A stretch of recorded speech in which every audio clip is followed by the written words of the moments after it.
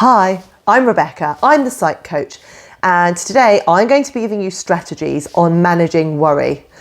Worry can sometimes be caused by a very specific external event, or other times worry can be more free-floating and you can just feel uneasy and unsettled without a very specific trigger or knowing why. Today, I'm going to give you strategies taken from cognitive behavioural therapy that are tried and tested and have been for years, that are geared towards helping people manage and indeed reduce their worrying. Tip number 1 is to allocate worry time. If you are someone who has a tendency to obsess about a particular problem or obsess about why you might be feeling worried, then worry time can really beneficial. Worry time is where you allocate particular points in your day to worrying. That might sound a bit strange, and I'm sure you will think, well, just doing that isn't going to stop me from worrying throughout the rest of the day. But the idea is, if you tell yourself, right, I can worry on my way to work for 20 minutes, and I can give myself 10 minutes at lunchtime to worry, and I'll give myself 10 minutes in the afternoon, I'll give myself half hour in the evening. The idea is, when you get to that point in your day that you pre-agreed with yourself where you're going to worry, you do nothing else but that. You sit, you worry about the problem. What then happens is, throughout the rest of the day, of course your brain is going to want to drag you into that worry cycle, drag you into that obsessive thought process. And the idea is, you tell yourself, no, I can do that in half an hour. I will engage with that obsessive thought in an hour, 2 hours, in however long it is. And the idea is, your brain starts learning that just because you want to engage in an obsessive, worrisome thought straight away, you don't have to.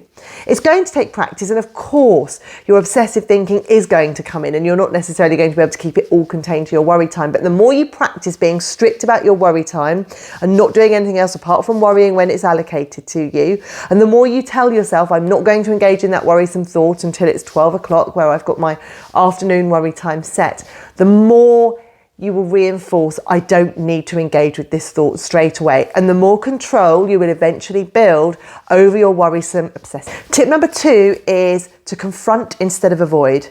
That is a behavioural strategy. So tip number 1 was cognitive, it's to do with the way you think. Tip number 2 is a behavioural strategy. Confronting as opposed to avoiding is really important in managing worry. When people are worried, the behaviour they're naturally inclined to engage with is avoidance. Why would we want to engage with something that we find worrisome? Why would we want to engage with something that we find uncomfortable or upsetting?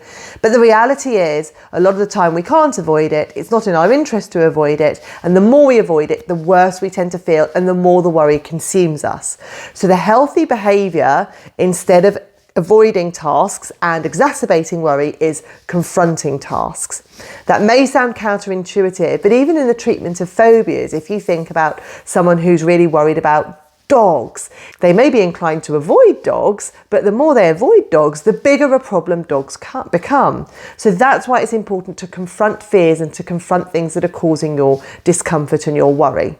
Confront instead of avoid, because ironically, avoidance compounds the issue and makes worry worse in the long run. Tip number 3 is another behavioural strategy for when you are feeling very worried and perhaps feeling a bit overwhelmed. It's to engage your senses. When we're feeling worried, the natural thing we tend to do is to go into our heads and to try and think, why am I worried? What's going on here? Why do I feel so unsettled? And often doing that will move the attention even more to the worry and give it more of a life. So there is a huge value in engaging your senses when you're feeling quite overwhelmed with worry. That means sitting down and thinking about, what can I hear? What can I smell? What can I taste? What can I feel? What does the seat below me feel like? Engaging your senses gets you out of your head. And the more you can get out of your head when you're feeling worried, the better. So try that strategy when you're feeling overwhelmed. Engage your 5 senses. Take a few moments to sit and acknowledge what you can feel, taste, hear, touch, smell. Doing that will really help shift your focus away from the noise in your head. And that's what the goal is when you're feeling particularly worried. Tip number 4 when you are feeling worried is to have a problem-solving stance. A problem-solving stance is where you think about what's triggering your worry.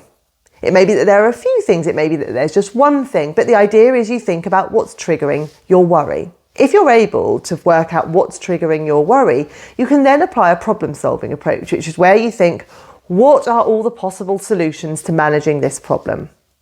Now, of course, a lot of the time the solutions that we come up with, or indeed the solutions other people come up with to help us manage our problems, aren't desirable. A lot of the time it's sort of a case of, oh, but that's not particularly ideal, or yeah, but I don't really want to do that. But when you have a problem solving stance, you try and approach it with a very open mind. Think about all the possible ways this scenario could be addressed, from the very weird and wonderful to the very pragmatic and most ideal.